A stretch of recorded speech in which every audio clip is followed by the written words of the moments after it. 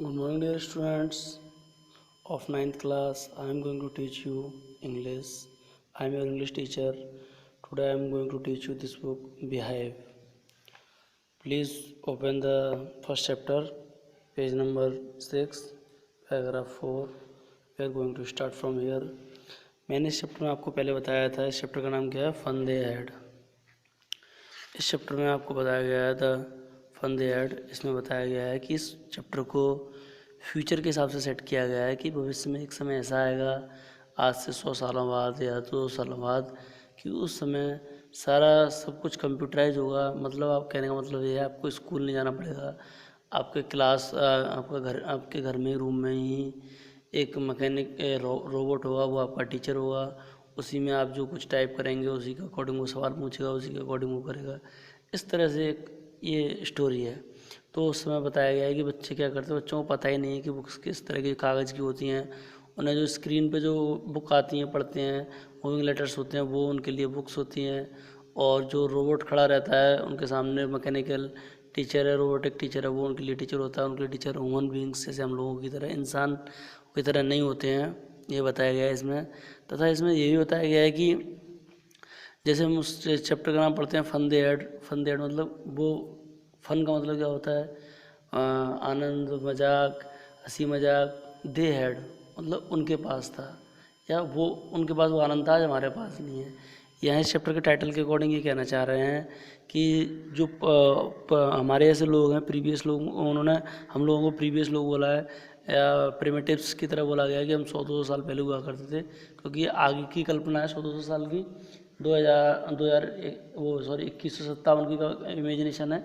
पूरी काल्पनिक स्टोरी है, पूरी काल्पनिक पर आधारित है। तो इस स्टोरी में बताया गया है कि हम जैसे लोग हुआ करते थे उस समय सभी के साथ क्या इन्जॉयमेंट हुआ करता था। इन्जॉयमेंट ये हुआ करता था, एक जैसे बच्चे होते थे, मतलब एक ही समझो सेम उम्र एज ग्रुप के बच्चे होते हैं। वो एक दूसरे से हंसी मजाक भी कर लेते हैं, क्लास में बैठते हैं, रास्ते में आते हैं तो कोई हमारा आगे कोई फ्रेंड मिल जाता है, फिर वो मिल जाता है, फिर हम हंसते बातें करते आते हैं। और हमें पढ़ाने वाला भी एक ह्यूमन बींग्स मतलब टीचर होता है, वो भी हमें काम देता है, कभी कभार बातचीत भी करता है, हंसी मजाक भी कर लेता है। इस तरह से ये मजाक केवल उन्हीं मतलब हमारे ऐसे लोगों की लाइफ में था।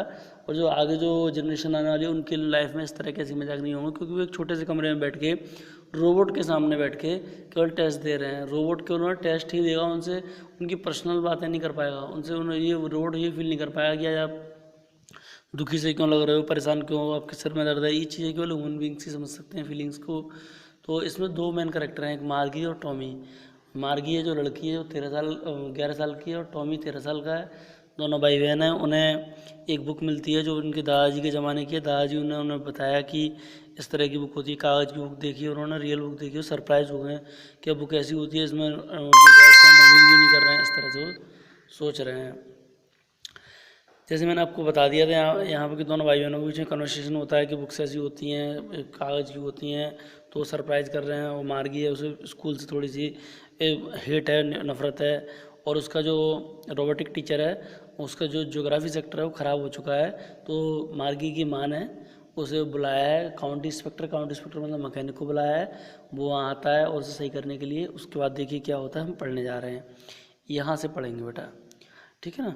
ही was a round little man.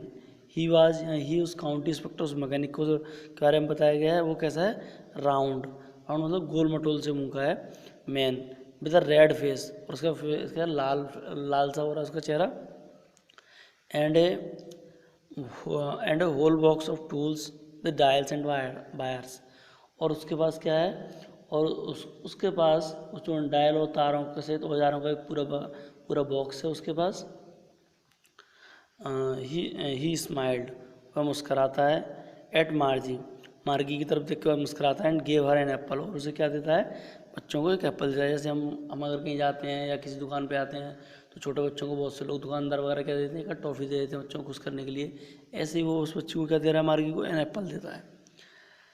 Then took the teacher apart, और उस टीचर को, मतलब टीचर का मतलब उस जो रोबोट है, जो मैकेनिकल टीचर है, उसे एक साथ एक तरफ उठा के ले जाता है, एक तरफ ले जाता है।